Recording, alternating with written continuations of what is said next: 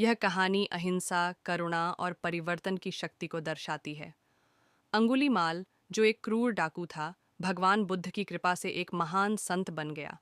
प्राचीन भारत में कौशल देश का एक घना जंगल था, जहां एक भयानक डाकू अंगुलीमाल का आतंक फैला हुआ था।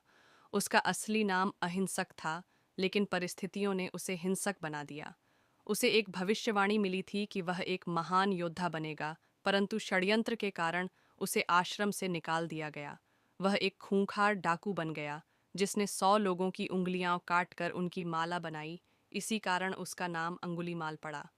एक दिन भगवान बुद्ध अपने शिष्यों के साथ जंगल से गुजर रहे थे। गांव वालों ने उन्हें चेतावनी दी कि आगे मत जाइए, वहां अंगुलीमाल है, वह किसी को नहीं छोड़ता। बुद्ध मुस्कुराए और अकेले ही उस जंगल की ओर चल पड़े। अंगुलीमाल ने उन्हें देखा और सोचा, वाह, एक और शिकार। उसने बुद्ध का पीछा किया, लेकिन जैसे जैसे वह दौड़ता, बुद्ध उतनी ही सहज गति से चलते रहे। आश्चर्यजनक रूप से अंगुलीमाल पूरी ताकत से दौड़ रहा था, फिर भी बुद्ध के पास नहीं पहुंच पा रहा था। थक कर वह चिल्लाया, रुको! बुद्ध ने शांतिपूर्वक कहा, मैं तो पहले ही रुका हूं, लेकिन तुम कब रुकोगे? अंगुलीमाल चकित हो गया। आपका मतलब क्या है? बुद्ध बोले, मैं हिंसा, घृणा और अज्ञानता से रुक चुका हूँ, लेकिन तुम अब भी क्रोध और हिंसा के मार्ग पर चल रहे हो। अंगुलीमाल ने पहली बार सोचा, क्या मैं सच में सही कर रहा हूँ? उसका हृदय कांप उठा।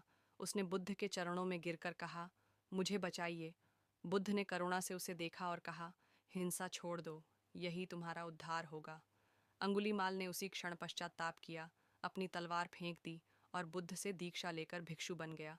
अंगुलीमाल अब भिक्षु बन चुका था, लेकिन जब वह गांवों में भिक्षा मांगने जाता, लोग उसे पहचान कर पत्थर मारते।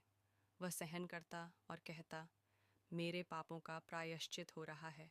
एक दिन जब उसने बुद्ध से कहा कि लोग उसे पत्थर मारते हैं, बुद्ध बोले, अंगुलीमाल, अपने कर्मों का फल भोग कर ही तू पवित्र होगा। बस धैर्य रख और अहिंसा के मार्ग पर बना रह। अंगुलीमाल ने दृढ़ निश्चय से ध्यान और सेवा का मार्ग अपनाया। धीरे धीरे गांव वालों ने देखा कि वह सच में बदल चुका है। वर्षों बाद अपने तप और साधना से उसने निर्वाण, मोक्ष प्राप्त कर लिया। सबसे क्रूर व्यक्ति भी सुधार सकता है। अहिंसा और करुणा सबसे बड़ी शक्तियां हैं। बुरे कर्मों का प्रायश्चित करना ही सच्ची मुक्ति है। कहानी अच्छी लगी हो तो चैनल को लाइक, सब्सक्राइब और कमेंट ज़रूर करें।